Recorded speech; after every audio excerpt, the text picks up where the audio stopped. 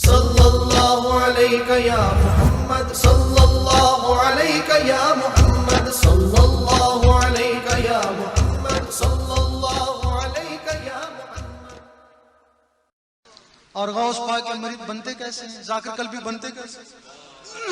نعرہ تکبیر، نعرہ رسالت، یا غوث، یا غوث، المدد، المدد۔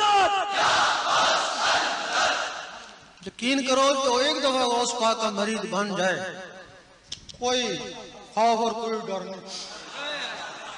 لیکن رہا سوال کہ بنتا کیسے ہے؟ یہ بڑا مشکل، یہ مسئلہ بڑا مشکل ہے۔ 11ویں دینے سے مرید نہیں بنتا، محب بنتا ہے۔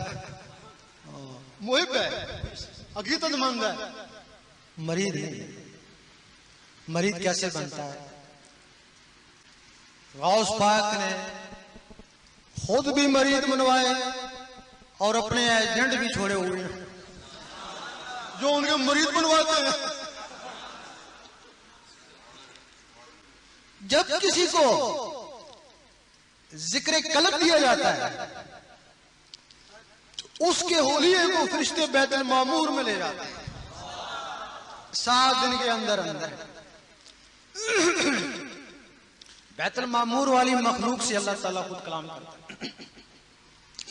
پوچھتا ہے اس کو کون لے آیا؟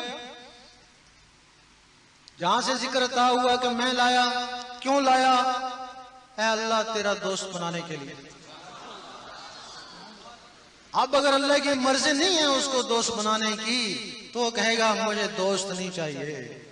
پھر آپ 1000 کاملین کے پاس جائیں، کوئی ذکر قلب جاری نہیں ہو سکتا۔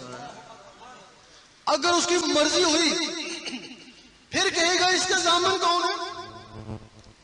میں اس کو دوست بنا لوں، دوست کو تو آزمایا بھی جاتا ہے، تو آزماؤں یہ بھاگ جائے اس کا ضامن کون ہے؟ اس وقت غوث پاک کام آتے ہیں۔ میں اس کو جانتا ہوں، میرے نام پہ جیتا مرتا ہے، اس کی ضمانت دیتے ہیں۔ اچھا گواہی کون دے گا؟ پھر جن 2 درباروں پہ جایا کرتا تھا وہ گواہی دیتے ہیں، ہم اس کو جانتے ہیں، پکا سننی ہے، وہ اس کی گواہی دیتے ہیں۔ تب اگر گواہی نہ دیں تب بھی مسئلہ خراب ہو جاتا۔ اچھا تصدیق کون کرے گا؟ پھر حضور پاک تصدیق کرتے ہیں۔ سبحان اللہ۔ جب حضور پاک تصدیق کرتے ہیں پھر حکم ہوتا ہے کہ اس کا قلب جاری ہو جائے۔ پھر وہ کہتا ہے میں رات کو سو رہا تھا، میرے اندر سے اللہ اللہ شروع ہو گئی۔ اب وہ جیسا بھی ہے وہ ضمانت والے جا رہے ہیں، وہ تصدیق والے ملنگ رہیں گے، بن کے مست ملنگ رہیں گے، اور لاکھ ظلم و ستم سہیں گے۔ اور انہی لوگوں کے لیے ہے کہ جن کی شفاعت کرائی جائے گی، انہی کے لیے، کیونکہ انہی کی ضمانت ہے۔ سبحان اللہ۔